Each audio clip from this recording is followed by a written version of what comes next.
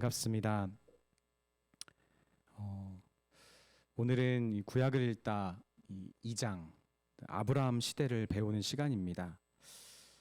총 50장까지 되어 있는 그 창세기 일부, 창세기 전체에서 일부 창조 시대는 이제 1장부터 11장까지죠. 그리고 2부는 12장부터 50장까지입니다. 그러니까 아브라함 시대가 훨씬 더 많은 분량을 다루고 있는 거죠. 그 연대는 2100년부터 1450년까지입니다. 주전 2100년부터 1450년 정도고, 또 학자에 따라서 1200년대로 보는 분들도 있습니다. 그런데 아브라함 시대가 끝나는 이 1450년은 애굽에서 노예 생활을 하던 이스라엘 백성들이 이제 모세를 통하여 애굽을 탈출하는 그때입니다.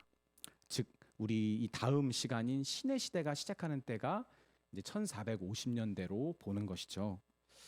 그래서 애굽의 총리였던 요셉의 도움으로 이스라엘 백성들이 약 400년간 애굽에 있었던 것을 계산해 보면 아마도 한 250년에서 300년 정도 그 기간의 이야기를 이제 창세기 2부가 우리에게 그려주고 있는 겁니다.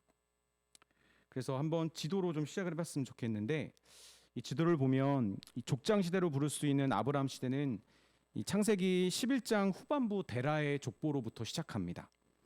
데라는 노아의 아들 셈의 후손이죠. 지난 시간에 본 것처럼 셈 족속은 이제 이쪽 이 메소포타미아 지역 위주로 이제 퍼졌고요.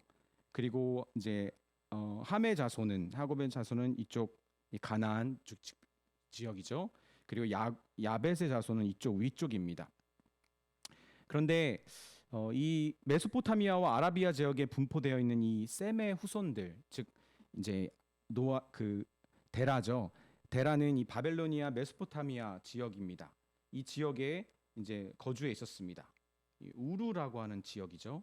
그 지역에서 거주하고 있는데, 이 그 우르라는 도시에 아브라함, 그리고 하란, 그리고 나홀과 함께 거주하고 있었습니다. 아마도 이 우르라는 도시는 오늘날 이라크의 바그다드 정도에서 한 300km 떨어져 있는 도시일 텐데, 당시 고대에는 이 우르라고 하는 지역이 대략적인 예상도입니다. 우르라는 지역, 우리가 보았던 이 지구라트 바벨탑일 것이라고 생각했던 모양, 그런 지구라트 신전이 있죠. 이런 우르 도시는 아마도 그 당시에 매우 번성했던 도시였을 겁니다. 메소포타미아에서 되게 중요한 도시로 그 시대를 보고 있습니다. 이 우르라고 하는 도시는 수메르 여신은 이 달의 여신을 섬기고 있었고, 데라의 가족도 예외가 아니었습니다. 첫째 아들, 이 말씀을 보면 첫째 아들 하란이 두 딸을 먼저 낳고 그리고 죽습니다. 그리고 아브라함은 아버지가 같지만 어머니가 다른 이 이복 여동생이었던 사레와 결혼합니다. 그리고 막내인 나홀은 첫째 형 하란의 둘딸 밀가, 두 딸 중에 한 명인 밀가와 결혼하죠. 이 말씀 구절을 보면 사실은 아브라함과 나홀과 그리고 하란이 형제가 순서가 어떻게 되는지 사실 정확하게 알 길은 없습니다. 그런데 이 계보를 보면 아마도 하란이 가장 첫째였을 것이고 아브라함이 둘째, 나홀이 마지막이 아니었을까 추측합니다. 그래서 이 성경 구절, 여기 이 다음 구절을 통해서 셈의 계보를 좀 보았으면 좋겠는데, 셈의 족보는 이러하니라. 셈은 100세 홍수 후 2년에 아르박삿을 낳았고라고 시작하죠. 저는 여기서 인상 깊은 부분 두 곳이 있다고 생각합니다. 먼저는 이 노아의 아들 셈으로부터 급속하게 아들을 낳는 나이가 줄어든다는 거죠. 셈은 102세의 아이를 낳았거든요. 노아의 홍수가 끝난 후 2년 후에 첫 아이를 낳았는데, 근데 아르박삿은 언제 낳았죠? 35세에 낳습니다. 그리고 셀라도 30세에 낳고 또 30세 낳고 또 30세 낳습니다. 그리고 또 32세, 그리고 30세, 그리고 29세 나올까지. 그렇죠? 그러니까 그리고 또 수명도 급속도로 줄어듭니다.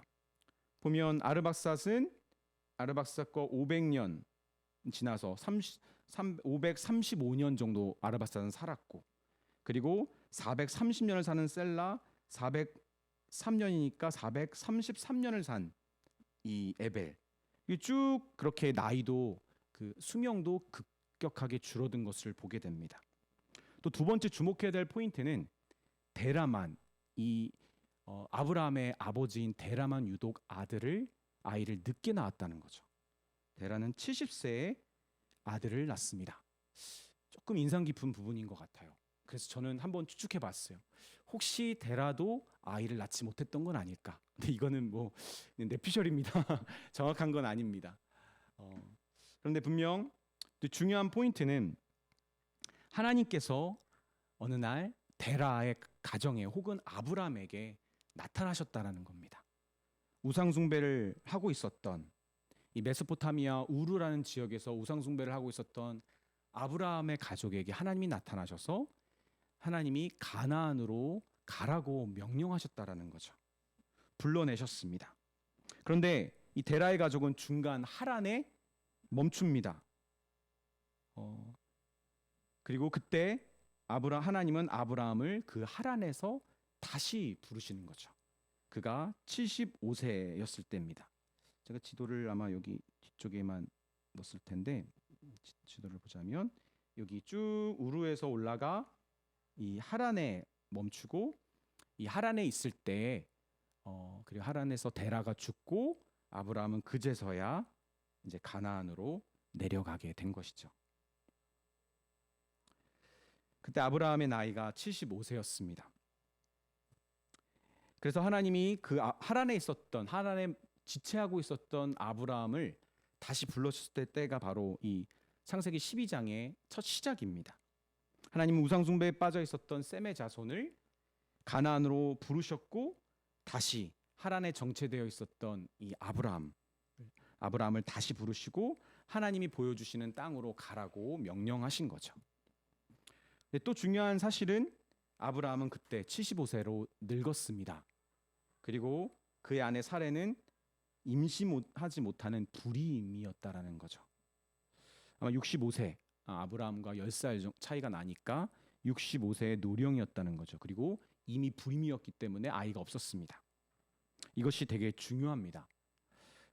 우상 숭배에 빠져서 하나님을 예배하지도 않았었고 심지어 하나님의 말씀을 듣고도 불순종한 거죠. 하고 있을 때, 하란에 멈춰 있을 때, 그리고 아브람과 사레 모두 노령의 또 불임의 상황에 있을 때 하나님이 그들에게 약속을 주신 거죠. 하나님의 부르심과 하나님의 이 약속은 자격 없음과 무능력함 상황에 있었던 이 아브라함 가족에 임했다라는 것을 여러분에게 강조하고 싶어요. 하나님께 약속을 받았을 때 아브라함과 사레의 상황은 무능력했고 무자격이었습니다. 그리고 이 약속은 이런 상황에서는 불가능한 것이었습니다. 그 내용을 보더라도 보이지 않는, 믿을 수가 없는 내용이었죠. 왜냐하면 노령이고 불임인 아내를 통해 한 번도 아이를 갖지 못한 이 부부에게 많은 후손을 얻을 거라는 하나님의 약속, 그리고 그의 후손이 계속 하나님과 관계를 맺을 것이며 약속의 땅을 취하게 될 것이며 하나님이 함께 하실 것, 그런 약속은 이 아브라함이 놓여 있는 상황과 비교해 볼 때, 그리고 그 자신의 처지를 볼 때에도 사실은 지켜질 수 없는 약속처럼 보였던 거죠. 근데 우리는 여기서 이제 중요한 포인트를 찝어야 합니다. 하나님이 부르시고 택한 자에게 하시는 약속은 단 한 번도 우리를 근거해서 주어진 적이 없다라는 것이죠. 그걸 지킬 유일한 능력과 자격이 되시는 하나님에게 근거하여 우리에게 주신 언약임을 우리는 알아야 합니다. 약속은 그렇죠? 하나님을 근거한 약속입니다. 오직 하나님만을 근거한 약속입니다. 이 책 65페이지를 보면 창세기 이 아브라함 시대의 불임이 얼마나 강조되고 있는지를 주목할 필요가 있습니다. 이삭의 아내 리브가, 그래서 이삭이 열심히 하나님께 기도했잖아요. 그리고 야곱의 아내 라헬 역시 불임이었고, 이는 하나님이 아브라함에게 주신 약속이 많은 자녀가 많아질 거라는 거, 그것을 생각해 보면 사실 되게 놀라운 것입니다. 이 저자인 카민스키는 이 이 핵심, 이 아내들의 부림이라는 이 핵심은 하나님이 하신 약속이 오직 하나님으로만 성취될 수 있다는 사실을 분명하게 보여주고 있다고 강조합니다. 저도 역시 동의합니다. 우리가 믿는 바 복음의 은혜가 있는 부분이 저는 처음도 그리고 지금도 앞으로도 저는 여기라고 생각합니다. 오직 하나님만이 우리의 구원의 여정을 완성하실 수 있죠. 아멘. 이 66페이지를 보면 네. 하나님은 아브라함의 생애를 통해 많은 약속을 해주셨죠. 그 중에 핵심 구절을 뽑으면 아마 창세기 12장 1절과 3절 그리고 17장 1절부터 8절의 말씀입니다. 또 후에 아브라함의 아들 이삭과 이삭의 아들 야곱에게도 이 약속들을 계속 반복해서 확증해 주십니다. 이 저자 카미스키는 이것을 주목하는데 이 66페이지에 보면 이렇게 말했죠. 이것이 중요한 것은 이런 족장들에게 하신 하나님의 약속들이 구약의 이 이스라엘의 이야기의 근간이 되기 때문입니다. 하나님은 아브라함의 후손 이 약속의 대상인 씨가 되시는 예수님을 통해 세상을 구속하시겠다는 자신의 뜻을 참으로 이루실 것입니다. 그렇죠? 그래서 하나님께서 12장 1절 3절에 여호와께서 아브라함에게 이르시되 너는 너의 고향 친척과 아버지의 집을 떠나 내가 너에게 보여줄 땅으로 가라. 내가 너로 큰 민족을 이루고 내게 복을 주어 내 이름을 창대하게 하리니 너는 복이 될지라. 너를 축복하는 자에겐 내가 복을 내리고 너를 저주하는 자에겐 내가 저주하리니 땅의 모든 족속이 너로 말미암아 복을 얻을 것이라 하신지라. 그래서 뒤에 보면 갈라디아서 3장 13절 16절에 그리스도께서도 우리를 위하여 저주를 받으신 바 되사 율법의 저주에서 우리를 속량하셨으니 기록된 바 나무에 달린 자마다 저주에 있는 자라 하셨음이라. 이는 그리스도 예수 안에서 아브라함의 복이 이방인에게 미치려 하고 또 우리로 하여금 믿음으로 말미암아 성령의 약속을 받게 하려 함이라. 형제들아 내가 사람의 예대로 말하노니 사람의 언약이라도 정한 후에는 아무도 패하거나 더하거나 하지 못하느니라. 이 약속들은 아브라함과 그 자손에게 말씀하신 것인데 여럿을 가리켜 그 자손이라 하지 않으시고 오직 한 사람을 가리켜 내 자손이라 하셨으니 곧 그리스도라. 그래서 이 아브라함 자손에게 주신 하나님의 약속, 그의 자녀들에게 주신 약속은 결국 예수 그리스도를 통해 성취되는 것을 우리는 기억할 필요가 있죠. 사실 자녀는 고대 세계에서 축복의 상징입니다. 아브라함의 후손이 이 번성한 것을 묘사할 때 사용되는 이 히브리어 동사는 하나님이 그들을 생육하고 번성하게 하신다는 것을 거듭해서 강조해주고 있어요. 이렇게 복된 언약이 아브라함에게 펼쳐진 것이고 하나님의 약속을 믿는 사람들에게도 동일하게 펼쳐집니다. 그래서 아브라함 시대의 가장 중요한 말씀이 이를 증거해 줍니다. 아브라함 시대에서 가장 중요한 말씀은 창세기 15장 6절이죠. 아브라함이 여호와를 믿으니 여호와께서 이를 그의 의로 여기시고. 그렇죠? 아브라함이 여호와를 믿으니 여호와께서 이를 그의 의로 여기시고. 아마도 이 구절이 가장 중요한 게 아닐까 생각합니다. 이 말씀 뒤에 하나님이 아브라함에게 제사 드릴 제물을 준비하게 하시고 하나님의 약속을 믿는 그와 정식으로 언약을 체결하십니다. 그렇죠? 이 언약은 400년이라는 이집트 노예 생활을 마치고 출애굽하게 될 것까지 말씀해 주시는 예언도 담겨져 있었어요. 즉 아브라함 시대를 총망라하는 언약인 것입니다. 창세기 15장 12절부터 14절까지 내용이 이제 다 담겨져 있는 것이죠. 그런데 68페이지를 보면 문제가 있죠.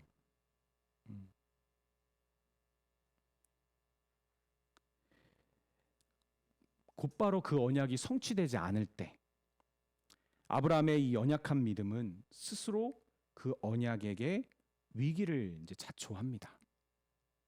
여기 우리가 보이는 이 하나님이 아브라함과 맺으신 언약 맺음과 언약의 징표인 할례를 베푸시는, 할례를 가르쳐 주시고 명하시는 그 사이에 사실은 큰 문제가 일어납니다.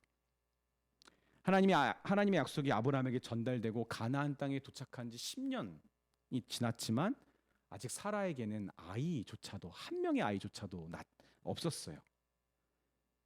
고대 사회에서는 자녀는 축복인 동시에 재산이고, 그리고 이 가족, 이 족장 시대에서의 한 이 집안의 생명줄이었습니다.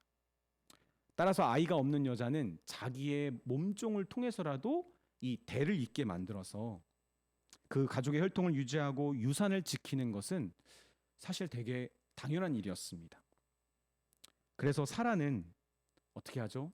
10년이 지나도 아이가 안 생기니까 아브라함에게 말합니다. 자신의 이 여종, 애굽 출신의 여종 하갈을 통해 이 아브라함이 이제 후세를 낳도록 한 거죠. 그리고 이에 아브라함은 사라의 말을 어떻게 하죠? 따릅니다. 이 말씀을 한번 보고 싶은데,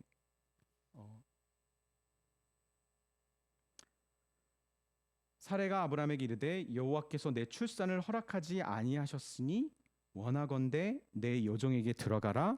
내가 혹 그로 말미암아 자녀를 얻을까 하노라 하매 아브라함이 사라의 말을 들으니라.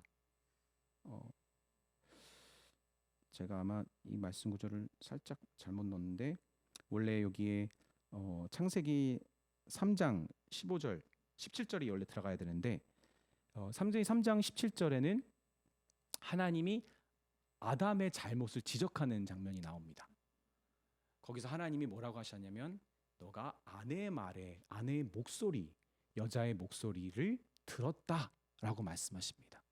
그게 이제 히브리어로는 샤마, 쿼헐이라는 이제 단어인데, 듣다, 히브리어에서 듣다는 샤마이는 이 사실 순종하다라는 뜻을 가지고 있거든요. 네, 그 목소리를 들었다, 여자의 목소리를 순종했다라고 하나님이 말씀하시는 거죠. 창세기에서 유일하게 나오는 표현입니다. 이 두 군데, 창세기 3장 17절과 여기 16장 2절. 그래서 많은 학자들은 분명히 창세기의 저자는 아브라함의 이 행동을 비판한 것이다라고 분명하게 지적합니다. 아담처럼 사실은 아담도 하나님께 말씀을 직접 들었고, 약속의 말씀을 들었고, 사실은 하나님께 약속의 말씀을 들었던 거는 누구였죠? 사라가 아니었어요. 아브라함이었거든요. 그런데 이 언약의 말씀을 들었음에도 불구하고, 자기가 당사자임에도 불구하고 이제 자신이 그 말씀을 지키지 못했던 것이죠. 그래서 68페이지 동일하게 보면 그 결과 애굽 출신의 몸종 하갈에게서 아이가 금방 들어섭니다. 그때부터 하갈은 자신의 주인 사라를 멸시하고 갈등이 일어나죠. 이 아브라함과 사라의 불순종, 이 불신의 결과를 그들이 직접 겪게 되는 것입니다. 그런데 이런 문제들은 오히려 이전부터 있었어요. 하나님의 약속을 받고 가나안 땅에 도착했던 아브라함은 갑자기 찾아온 기근으로 갑자기 더 밑으로 애굽으로 내려가기도 합니다. 거기서 자기의 아내이자 약속의 자녀를 낳게 될 사라를 누이라고 속이고, 물론 누이긴 합니다. 이복 여동생이니까. 그러나 아내잖아요. 그 전에 바로 이 애굽의 왕 바로가 이 사라를 취할 뻔하잖아요. 그리고 하나님의 심판을 바로가 받습니다. 사라의 여종 하갈도 아마도 여기서 애굽에서 얻은 몸종이었을 가능성이 높습니다. 그 전에 이스마엘을 낳기 전에 일어났던 일이에요. 중요한 것은 그럼에도 불구하고, 이런 일이 일어났음에도 불구하고 그 다음 15장에 하나님이 이 아브라함과 언약을 체결해 주셨다는 거예요. 이런 불순종하는 모습을 보였음에도 불구하고, 그것도 아브라함이 하나님의 약속을 믿었다라고 말씀해 주시고 그것을 의로 여기겠다고 하나님이 이런 불신의 사건 이후에 하나님이 언약을 체결하시면서 말씀해 주신다는 거죠. 되게 중요한 포인트입니다. 이런 일이 아브라함의 일생에 계속 반복되거든요.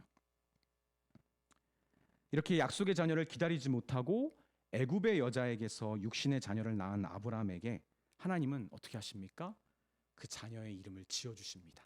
이스마엘이라고 하는, 하갈의 부르짖음, 고통을 하나님이 들으셨다. 이시마엘.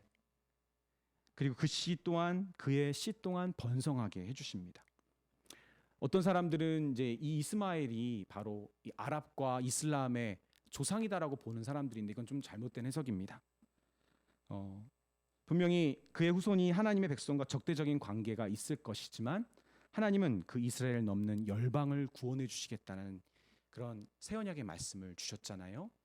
그렇기 때문에 그냥 이 이스마엘을 이제 아랍 그리고 이슬람의 조상으로 보는 것은 되게 잘못된 해석으로 이제 쏠리는 문제가 있습니다. 그들이 강조하는 게 또 이스마엘이 하나님을 잘 섬겼다라고도 얘기하는데 전혀 그렇지 않아요. 이스마엘의 후손들은 그렇지 않았습니다. 그리고 무엇보다 하나님은 17장에 여기 언약의 증표인 할례를 주시는 이 17장에서 아브라함의 이름을 바꿔주시잖아요. 아브라함에서 아브라함, 새 정체성을 주시는 겁니다. 여러 민족의 아버지. 그리고 아내 사라의 이름도 사라, 여주인으로 바꿔주십니다. 그렇죠? 그리고 할례를 지켜서 행함으로 언약 백성의 자격을 갖추게 하시는 그런 하나님의 이 은혜가 여기 이 사이에 이스마엘을 낳았는데 펼쳐집니다. 우리 69페이지를 보면 또 간과할 수 없는 장면이 있어요. 그것은 아브라함과 사라가 이 약속대로 아들을 곧 주시겠다라는 하나님의 거듭된 말씀 앞에서 아브라함도 비웃었고요, 사라도 비웃었다라는 겁니다. 그래서 웃음이라는 이삭이 이제 이름이 지어지잖아요. 그리고 마지막으로 한 번 더 결정적인 아브라함의 이 연약한 믿음의 사건이 있는데, 유명한 이 소돔과 고모라의 사건을 지나서 창세기 20장에 그랄에 도착해서 그랄 왕 이 아비멜렉에게 사라를 또 누이라고 속입니다. 그리고 하나님의 언약을 또 망칠 뻔합니다. 근데 이때도 하나님은 먼저 아비멜렉에게 나타나셔서 사라를 지켜주십니다. 제가 주목하는 장면이 바로 그 다음 21장이에요. 창세기 21장. 사실 이 책에 보면은 그 전에 이제 69페이지 이후부터 80페이지까지 이 여러 민족의 아버지 아브라함에 대한 또 여러 가지 이제 해설과 설명들이 있습니다. 그러나 저는 좀 더 중요한 부분들을 더 강조하기 위해서 82페이지로 여러분이 점프하셨으면 좋겠어요. 그러면 유익한 내용이니까 그 사이 내용들을 아마 다 읽어 오셨을 테니까 한번 읽어 보시고, 바로 21장입니다. 21장에 보면 여호와께서 말씀하신 대로 사라를 돌보셨고 여호와께서 말씀하신 대로 사라에게 행하셨으므로 사라가 임신하고 하나님이 말씀하신 시기가 되어 노년의 아브라함에게 아들을 낳으니. 근데 방금 전까지 20장에 무슨 일이 있었죠? 아비멜렉에게 아내를 팔았던 그렇죠? 엄청난 사고가 일어났었던 사건이 있었어요. 그런데 21장 바로 시작하자마자 하나님은 어떻게 하시죠? 말씀하신 대로 말씀하신 시기가 되어 하나님은 약속을 성취하십니다. 여러분 어떻습니까? 반복되어 창세기의 저자는 사실은 아브라함의 위대한 믿음의 여정을 쭉 설명하고 있는 걸까요? 이 창세기 이 아브라함 시대에서 이 카미스키 교수는 이 아브라함의 믿음에 대한 성경적으로 정당한 평가를 내려줍니다. 저는 이 성경 개관을 해주는 여러 책들을 보았지만 이 다른 여러 책에서는 좀처럼 보기 힘든 아주 정확한 지적이라고 생각을 하는데, 이 83페이지입니다. 83페이지 보면 아브라함은 분명히 이삭을 제물로 드리는 부활 신앙도 소유했고, 84페이지 보면은 아브라함의 믿음은 우리의 믿음의 모형이기도 합니다. 맞아요. 이것이 정당한 평가입니다. 그러나 더 올바른 평가는 뭐죠? 86페이지를 보면 그냥 믿음의 모형이 아니라 성경적이고 복음적 믿음에 대한 우리의 모형이라는 거죠. 이 무슨 말이냐면 비판적인 말이 담겨져 있습니다. 여러분 성경이 우리에게 말하고 있는 그 믿음은 우리의 그런 강한 의지와 그런 잘 믿는 능력을 담고 있는 믿음이 아닙니다. 대단한 믿음 이런 거 아니죠. 여러분 로마서 4장 19절 25절을 보면 그가 백세나 되어 자기 몸이 죽을 것 같고 사라의 태가 죽을 것 같음을 알고도 믿음이 약하여지지 아니하고 믿음이 없어 하나님의 약속을 의심하지 않고 믿음으로 견고하여져서 하나님의 영광을 돌리며 약속하신 그것을 능히 이루실 줄을 확신하셨으니 그러므로 그것이 그에게 의로 여겨졌느니라. 그에게 의로 여겨졌다 기록된 것은 아브라함만을 위한 것이 아니요 의로 여기심을 받은 우리도 위함이니 곧 예수 우리 주를 죽은 자 가운데서 살리신 이를 믿는 자니라. 아브라함이 우리에게 믿음의 선배, 믿음의 조상으로서 믿음으로 의심하지 않고 믿음으로 견고해져서 믿음의 의로 여겨지는 좋은 모델이 된 거 맞습니다. 그런데 여러분 로마서 4장은 어떤 맥락입니까? 로마서 4장 시작할 때 이 로마 교회들 안에 있는 이스라엘 유대인 그리스도인들과 이방인 그리스도인들 간의 이 싸움, 이 갈등 가운데 특별히 사도 바울이 이 로마서 4장에서 이 아브라함의 자손인 유대인 그리스도인들의 정말 철석같이 믿고 있는 육신의 조상 아브라함, 그들이 자랑하고 있는 아브라함을 바울은 성경적으로 냉정하게 평가해주는 그런 맥락입니다. 그런즉 육신으로 우리 조상인 아브라함이 무엇을 얻었다 하리요? 만일 아브라함이 행위로서 의롭다 하심을 받았으면 자랑할 것이 있거니와 하나님 앞에서는 없느니라. 성경이 무엇을 말하느냐? 아브라함이 하나님을 믿음에 그것이 의로 여겨졌고 경건하지 아니한 자를 의롭다 하시는 이를 믿는 자에게는 그의 믿음을 의로 여기시다니. 여러분 이것은 아브라함의 믿음이 막 위대했다 대단하다고 이렇게 치켜 세우는 구절이 아닙니다. 저는 이 관점에서 이삭을 하나님께 번제로 드렸던 아브라함의 믿음을 바라봐야 된다라고 생각합니다. 그리고 카민스키 교수도 비슷한 관점이에요. 아브라함의 믿음은 연약했습니다. 그러나 있었어요. 믿음이 있었어요. 신실하게 약속하신 바를 지키신 하나님의 은혜로 그의 연약한 믿음이 의가 될 수 있었던 거죠. 89페이지 보면 이런 관점에서 카민스키는 아브라함 시대를 대변하는 그림인 이 믿음을 선물로 소개하는 것입니다.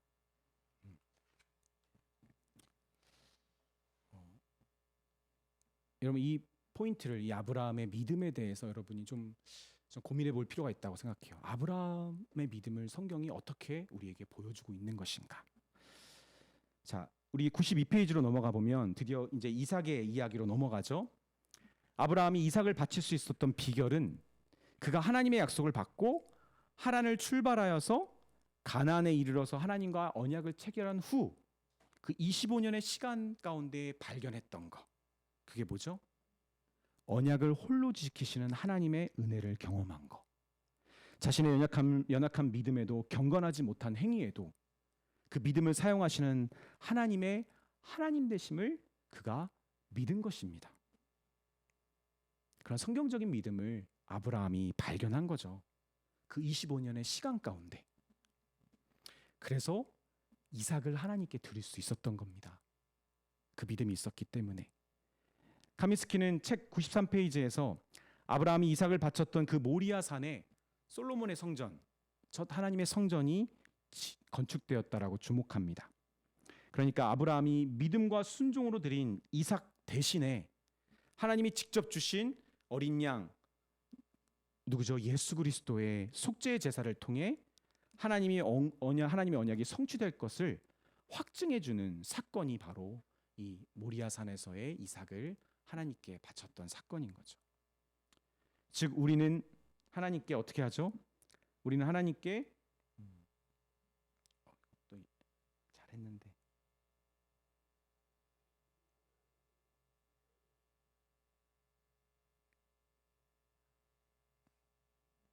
즉 우리는 하나님께 믿음과 순종을 드립니다. 그럼 하나님은 우리를 위해 예수 그리스도를 주시죠. 그리고 예수는 자신을 내어 주십니다. 여러분 이게 바로 언약의 성취의 비결인 거죠. 94페이지를 보면 우리 구약을 읽다 이 교재는 그 교재가 보여주고 있는 아브라함 시대는 진짜로 이름처럼 아브라함의 사건만 많이 집중하고 있어요. 왜 그럴까요? 이 아브라함은 창세기 절반인 딱 25장까지 등장하거든요.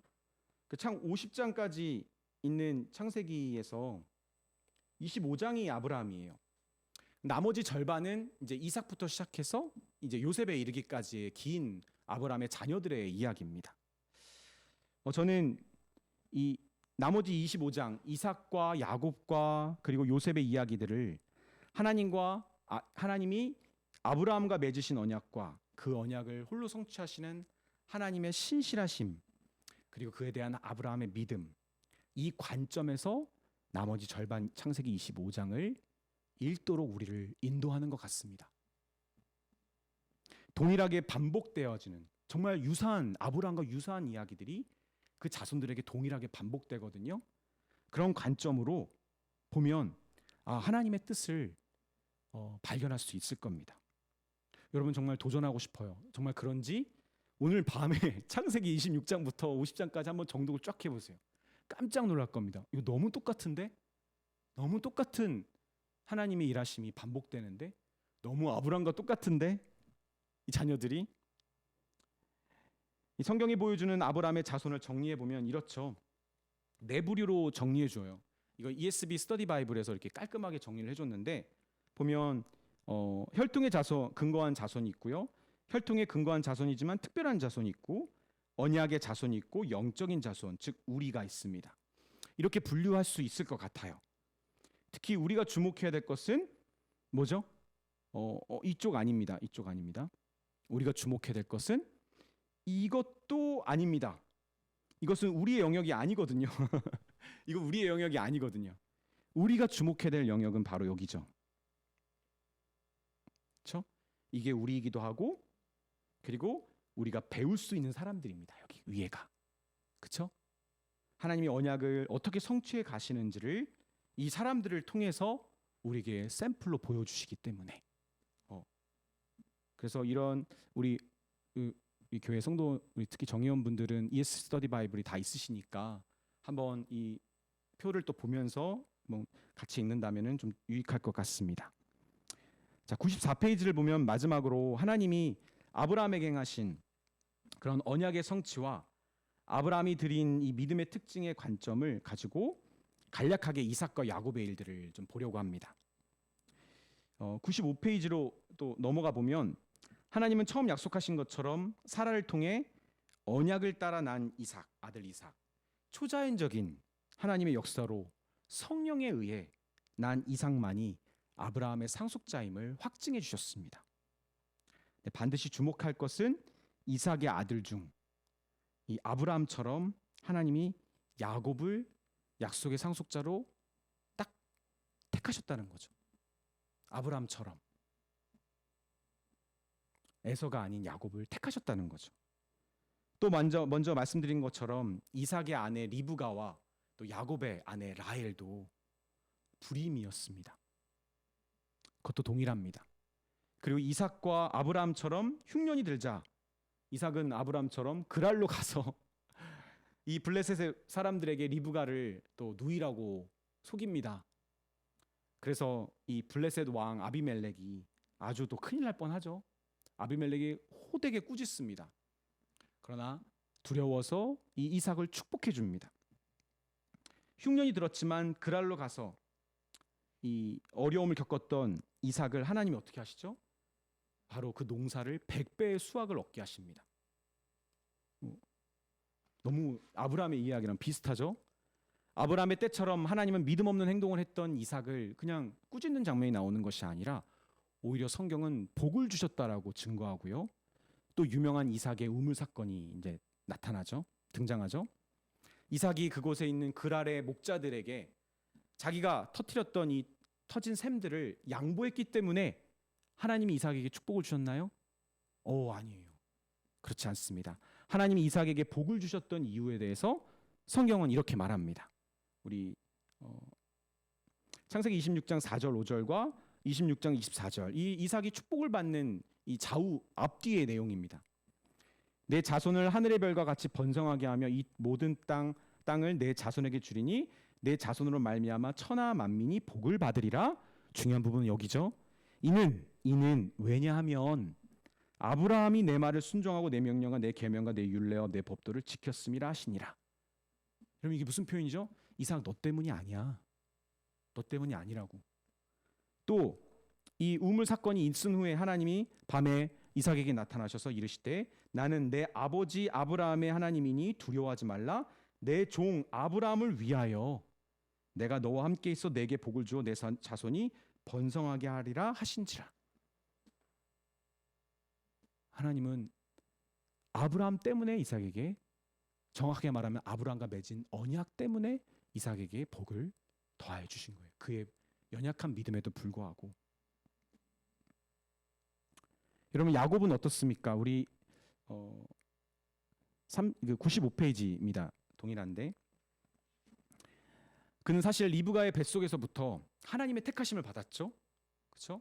하나님이 그를 택했다라고 야곱이 듣습니다. 이삭이 들었습니다. 이삭의 아내 리브가가 들은 게 아니라 이삭이 들었어요. 사라처럼 리브가는 육체적으로나 영적으로나 어두워졌던 이 이삭을 속이는 잘못된 방법으로 자기가 편애했던 야곱에게 장자권을 이제 얻게 하죠.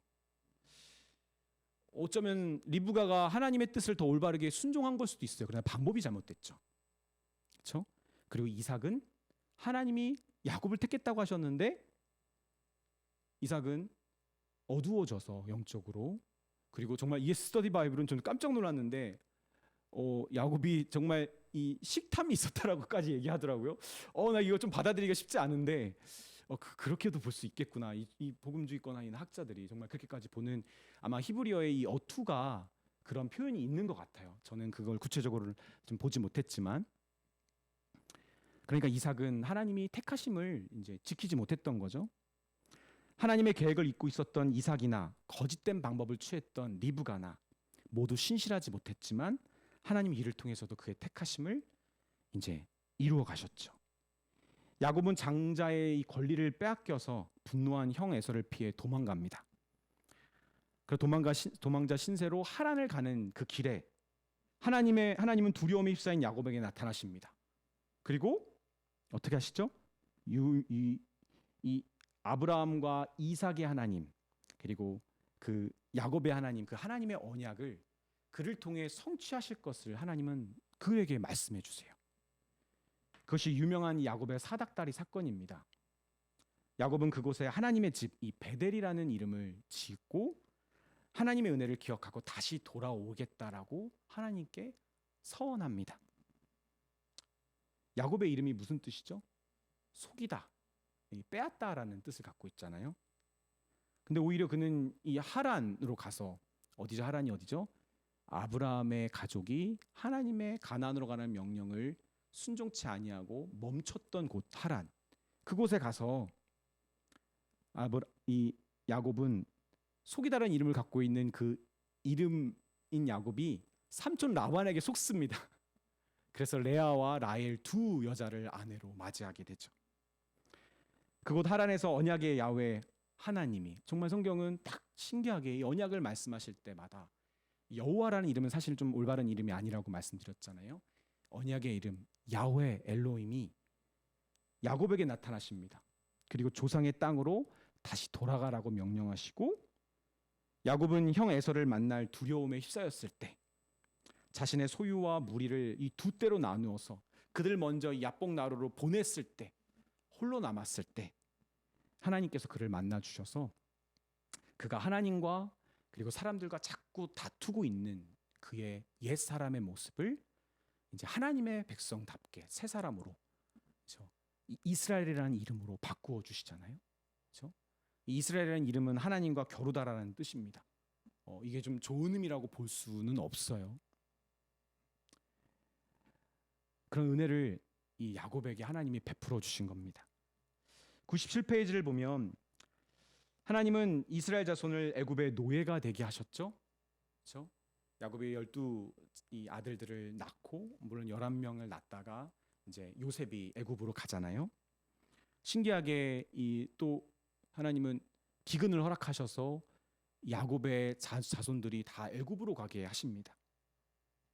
저자는 이 카미스키는 애굽은 약속의 땅이 아닌 타지였다라고 말합니다. 아브라함의 자손이 그곳 이방에서 400년간 종살이를 했던 것, 그것이 바로 하나님의 약속이었다는 것에 주목합니다. 요셉은 죽기 직전에 아브라함과 이삭과 야곱에게 하신 약속을 따라 그들을 돌보시고 약속의 땅 가나안으로 되돌려 주실 것을 그는 자손들에게 확언하며 창세기가 끝이 납니다. 그럼 결론적으로 창세기는 우리에게 이것을 보여주는 거죠. 창세기는 성경의 시작이기도 합니다. 그러나 작은 성경입니다. 성경 전체이기도 해요. 지금 우리도 하나님의 언약을 따라서 타지에서 나그네와 거류민 같이 믿음으로 곧 우리를 출애굽하게 하셔서 영원한 안식이 있는 그런 약속의 땅으로 인도하실 모세, 예수 그리스도를 소망하고 기다리는 삶 아닙니까? 성경 전체가 그것을 우리에게 보여주고 있잖아요. 그렇죠? 그것을 이루실 예수 그리스도를 우리에게 보여주고 그 예수 그리스도를 소망하도록 기다리도록 해주는 것이 성경 전체인데 창세기가 정말 작은 성경으로서 우리에게 이렇게 보여주고 있는 것입니다. 그래서 저는 오늘 이 아브라함 시대를 마치면서 우리 같이 기도했으면 좋겠어요. 여러분 우리의 삶 역시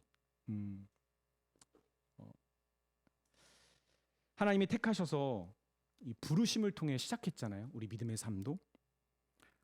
우리는 하나님이 아닌 우상을 섬겼던 자입니다. 자기라는 우상, 거짓 사랑과 거짓 소망의 우상. 그렇죠? 그리고 부르심을 듣고도 하나님에 멈추어 있는 우리를 하나님은 다시 불러주셨잖아요. 그래서 거듭해서 불러주셨잖아요. 그리고 우리의 신실하지 못함을 뛰어넘으셔서 약속하신 말을 홀로 이루시는 하나님의 신실하심을 통해 하나님 우리의 작은 믿음을 지금도 사용하고 계시잖아요. 저는 저희가 이런 하나님을 신뢰하지 않을 이유, 그리고 앞으로 하나님이 이루실 하나님의 그 약속을 소망하지 않을 이유가 없다고 생각합니다.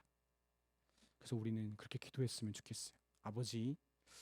하나님 아버지, 나를 택하시고 부르신 하나님 당신을 신뢰합니다.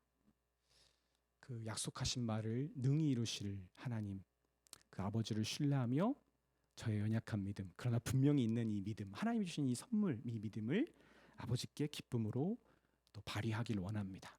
우리 같이 잠깐 그렇게 기도했으면 좋겠습니다. 우리 같이 기도하시겠습니다. 하나님 아버지, 우리에게 주신 이 귀한 이 창세기의 말씀이 아버지 우리에게 거듭해서 하나님의 복음, 이 은혜의 복음을 우리에게 말해주고 있습니다. 아브라함에게 하셨던 이 약속의 일들이 하나님이 아브라함과 맺으셨던 이 언약이 우리 주 예수 그리스도를 통하여 완전히 성취되었음을 고백합니다. 아버지, 아브라함의 부족한 믿음에도 불구하고 그런 지킬 수 없는 보이지 않는 불임과 노령과 그런 안 되는 상황에도 불구하고 자격 없음에도 불구하고 하나님은 그의 믿음을 의로 여기셨습니다. 아버지, 놀라운 하나님의 이 신실하신 이 사랑과 능력이 정말 지금 예수 그리스도 안에 있는 우리에게도 있음을 고백합니다. 그리고 감격합니다. 그리고 그 기쁨을 누립니다. 그리고 소망을 품습니다. 아버지, 당신을 신뢰하지 않을 이유가 없습니다. 이 말씀을 붙잡고 우리가 성경을 이제 출애굽기부터 다시 열어갈 때 이 믿음 가지고 성경을 열고 보게 되는 은혜를 누리게 해주세요. 아멘. 하나님은 언제나 우리를 실망하게 하지 않으시고 하나님, 우리가 아는 것보다 그 더 크고 넓으신 하나님의 사랑으로 우리에게 확신을 주십니다. 주님, 이 성경을 통해 우리에게 주시는 그 믿음의 확신을 붙잡고 살아가는 우리 귀한 교회의 성도들 되기를 원합니다. 또 이 말씀을 또 알고자 참여하는 우리 모든 믿음의 사람들 하나님 축복하셔서 아버지, 교회를 통하여 아버지 선포되고 또 나누어지는 이 귀한 성경 공부와 이 배움들이 정말 우리 믿는 자들 모두를 또 유익하게 하고 정말 하나님 나라를 함께 세워가는데 하나님 그런 귀한 은혜의 통로가 되도록 하나님 축복해 주세요. 예수님의 이름으로 기도드립니다. 아멘. 네, 감사합니다. 네, 감사합니다. 수고하셨습니다. 박수하겠습니다.